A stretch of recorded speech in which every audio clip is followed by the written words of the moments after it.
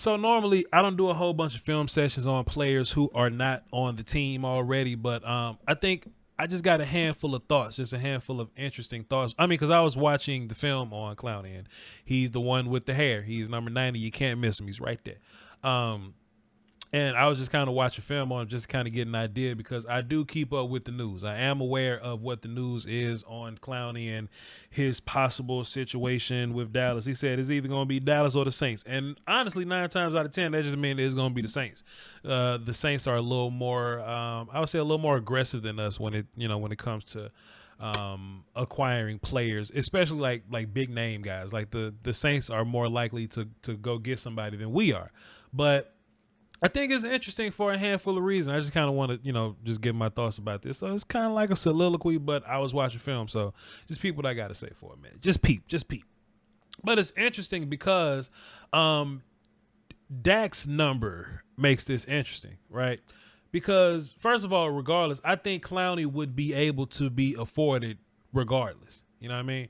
And I'm not the biggest fan of just going to get players just for the sake of getting players. That's just never been my bag. So when we have a conversation about Jamal Adams, sure, I would love to have Jamal Adams. He's a really good player. But I don't want to give up a first-round pick, third-round pick, and one of my players to go get him, especially one of my starters to go get him.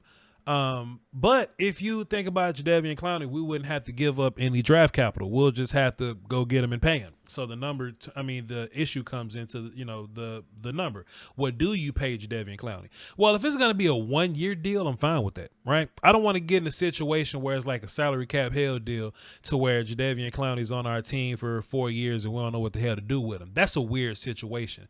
That's one of the ones to where Jadeveon's, I'm like, it's cool to have him for 2 years, but we get to year 4, like, hey man, can we cut Jadeveon and not have any dead cap? You know what I mean? It turns into one of those situations. But I like what the Cowboys have been doing with these 1-year rentals, right? Can we find value for a short period of time and not break the bank on it? To where if we were to try to get Jadeveon Clowney for a long time, or if it was like a young D lineman, say if it was like Chris Jones from Kansas City, if we was trying to get him, we would have to pay like $20 or so million over an extended period of time. Pardon me.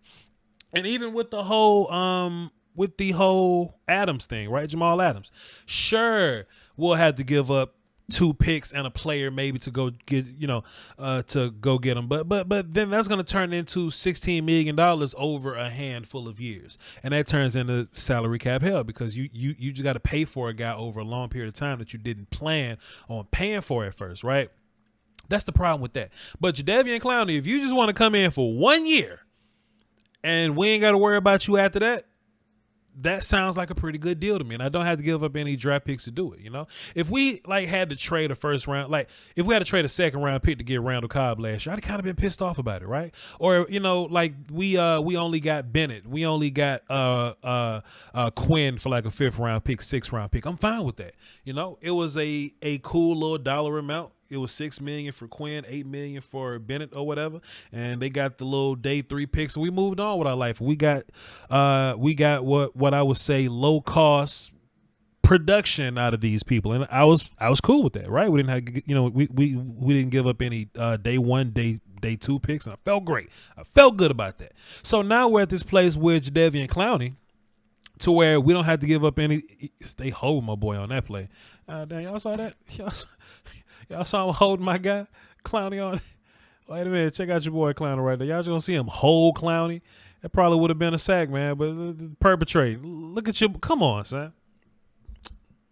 The ref can't see. He ain't got his glasses on. Anyway, the thing about Jadeveon Clowney is I know we got the money to get him, right? Like we have a baseline salary cap amount to go get him today, right now. And if we don't, we have buttons we can hit. And the Cowboys love to hit these little buttons. We can hit the button on Tyrone Crawford contract and get like $5 million. Or we can hit it on Tyron's contract and get like $8 million. We can move monies around because that's just how these contracts have been structured. So if I'm the Cowboys and Jadeveon Clowney is saying, hey, I would like to come play for y'all, and we ain't got to give up any draft picks, we just got to kind of give up a dollar amount that's not going to affect us past next year, then let's boogie. Let's boogie all day long, player. And here's another thing too, right? Like because I was taking a walk the other day, and these Cowboy fans in these streets kind of upset me a little bit. It was like, man, if you get rid of Tank Lawrence and then you go get Jadeveon Clowney, you can save money and da da da da da. Listen, man, you either trying to save money and build your team, or you trying to win a Super Bowl. You know what I'm saying? You're only doing one of the other. Why are we trying to get rid of players that we need to win a Super Bowl? I don't want to get rid of D-Law. I don't want to get rid of Tyrone Crawford. I don't want to get rid of Lael Collins. I don't want to get rid of Michael Gallup. To be fair, where my mind is at with this Super Bowl thing, you don't really want to get rid of a guy like Xavier Woods. You don't want to get rid of guys like that. You don't want to get rid of Anthony Brown, right? Anthony Brown may not be the best player on your team, but we're trying to win a Super Bowl.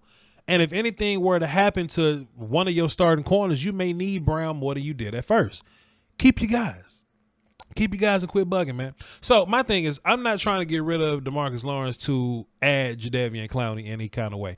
It's just something that I saw on social media, man. Because you don't get better in that way. Because every single year, like with health not being an option or whatever, D-Law has had better stats than Jadeveon Clowney every single year. I think tackles and sacks, he's been better than Clowney every year. And I don't want to try to replace that just to save $10 million.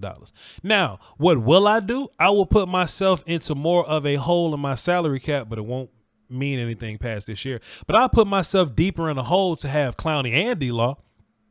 Now we can party a little bit. I can have both. I can have Clowney and D-Law. Let's run that for the cardio. Let's do that. Because now, instead of having to depend on somebody that you normally wouldn't have to depend on at right defensive end, you can just make them a rotational player. Trust me, the more good players that you cut from your team, the better your team is. You know what I'm saying? So last year, we was looking at a guy like Dorrance Armstrong as one of our backup guys. It just is what it is. Dorrance is one of our backup guys. But if it's this year and Dorrance Armstrong don't even make the team, then that means you got better at depth. Antoine Woods was your first string one tech last year. He's the backup now. You got better. Plus your depth got better because of that. You know what I mean? So if I'm in a situation, man, hell yeah, bring in Jadeveon Clowney and let's make Alden Smith a rotational guy. Let's make Randy a rotational guy. We can send those guys in waves. I feel good about Alden Smith and Randy Gregory already, but can you imagine those guys as like the secondary wave of rushers or whatever? Oh, come on, son. Ain't even close. I don't want Jadeveon Clowney in pass coverage at all. I don't want that to be a thing. Okay, look, so watch this. Something else too, right? Just me watching film, I just kind of noticed or whatever. Jadeveon Clowney ain't gonna be like high sack guy. He's not gonna come in and boost your sack total by like 15. But what he's gonna do is he's gonna be really good in the run. He's gonna get a lot of pressure and a lot of quarterback hits. That's Jadeveon's bag, right? He almost gets sacks. And to be fair, I would rather have sacks than almost sacks, but if he ends up coming in and we get like 6 or 7 sacks from Jadeveon Clowney, that's my thing, bro. He ain't got to be Robert Quinn. He just got to be better than Kerry Hyder. He just got to be better than Joe Jackson. That's all you got to do. And he's just really good versus the run. Like, let him be that, and then let him come in and give you about 6 or 7 sacks a year. Then we get better that way. We get better and better and better. And don't worry about the money, because it ain't like we're gonna use it on something else anyway. Like this year, it ain't like we're gonna use it on something else this year. So, this was a situation, man, and I had to pick out of the 2 free agent guys or the 2 Cowboy targets that we've been talking about, Jamal Adams or Jadeveon Clowney. 100%, Mr. Wolf. Give me Jadeveon Clowney, man. Let that dude come in, put him on the other side of D-Law, and let him fly. And then you take him off the bench when they get tired. That's another thing, too, man. I get so excited about that. Back in the day, if one of your defensive ends got tired, Joe Jackson got to come on the field. That dude's going to be Randy Gregory this year. Right? When Jadeveon Clowney tap on his helmet and say, I'm tired, Randy Gregory comes in. Oh, good luck to you, player. Oh, player, good luck, player. Come on, son.